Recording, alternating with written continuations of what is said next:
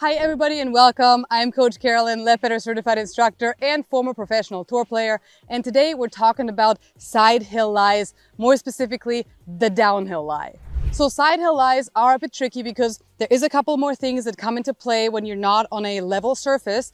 So I want to make sure we focus on the downhill lie today and we kind of see what are the tendencies and what does the ball tend to do out of there? What can you do to expect that, anticipate it, compensate for it in a good way, and how can we score and feel comfortable with these side hill lies and downhill lies. All right, so let's start with the tendency of the ball and the shot that is created on a downhill lie. So here I'm obviously downhill, my left foot, my lead foot is lower than my trail foot, and by rule of thumb, the ball is going to try to work right off of a lie like this. So you can already anticipate that, and if you know that, you can do two things. You can either adjust for it and try to put a little bit more draw spin on it to counteract that, or you can aim more left and work with the lie and work with the slope.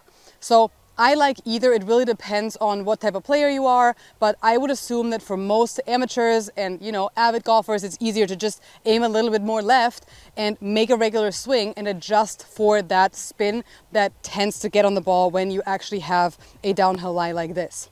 So it's really important in the ball position that you move your ball just a hair back than what you would usually have it at. So I have an 8-iron here. I would have this just in front of my middle if I had a regular shot, but since I don't, I'm going to move it like half an inch back, more to the middle of my stance, because I want to make sure that I can catch the ball and not catch the ground too late, right? And I also want to make sure that my ball is where my club is going to bottom out, which is going to be just a little bit further back, which is also why it tends to go right, because if you think about an arc of a golf swing, when your club comes back to the ball, the earlier it hits the ball, the more open your face is, because you are on a perfect arc. Your face is really only square at exact middle. It's not like just before impact, it's a little open, right? So that's why we're dealing with this arc. So we're moving our ball back a little bit because we want that impact and we want that compression, and we have to adjust for this lie. Also, we're going to adjust to this lie and really kind of trick our body into not being on a downhill lie. To do that, we're going to level our hips and make sure our hips are actually level with the ground instead of working against it. See, if I were to set up like this, I would kind of hit really far behind the ball and I would hit the ground before I even get to the ball, and then you kind of chunk it or whiff it, or God knows, everything can happen. So let's trick our minds into actually being on a level lie by leveling out our own body lines. So hips and shoulders. So you're going to dip your front shoulder, your lead shoulder, you're going to dip that to match the level of the ground. And now everything kind of shifts, and if you can see, you're shifting the bottom of your swing a little bit backwards, which is why we've moved the ball back a little bit. So it's all starting to make sense. And now really all we do is we aim a touch more left and we hit a completely normal shot like you would. And you can see this came out a little bit lower, of course, because you are on a downhill lie. You're going to de-loft the club here. And I caught the ball first and then I took the divot behind the ball, which is exactly what you want to do.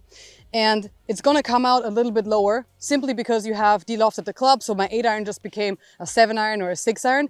And just keep that in mind. It is normal to see that. And the opposite is true for the uphill lie. So on an uphill lie, you're going to add loft. So you usually club up to get more club because you're not going to fly it as far. On a downhill lie like this, you actually can club back a little bit because the ball's going to come out hotter and you're actually de-lofting the club, so you're making an 8-iron into a 7 or a 6-iron. So keep that in mind when you're clubbing yourself as well. I hope you enjoyed this simple little tip. If this is the first time on my channel, welcome. I'm so glad to have you. Make sure you subscribe, comment, and like this video. I always want to hear from my new followers and from my current followers, of course. So I'm always here to answer any questions you have in the comment section. I have content coming your way every single week. So if you do subscribe, you're going to get notified and you're going to be able to really take that improvement journey of your golf game into overdrive. So let's do that, guys. If you want more tips like this, make sure to check out CoachCarolinGolf.com. That is my coaching platform. I have a 7-day free trial for you guys, so you can go in, check it out.